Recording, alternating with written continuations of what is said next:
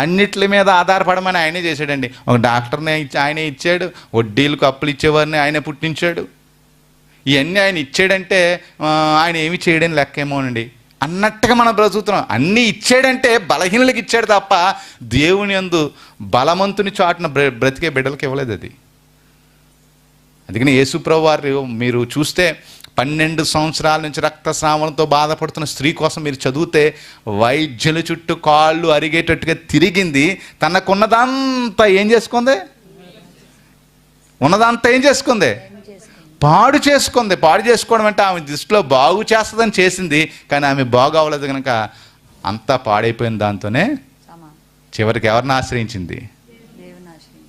నిజంగా ఇన్ని వాక్యాలు వింటున్నావే, ఇన్ని విషయాలు నీకు తెలిసే, ఇన్ని మాటలు నీకు తెలిసే, అయినా సరే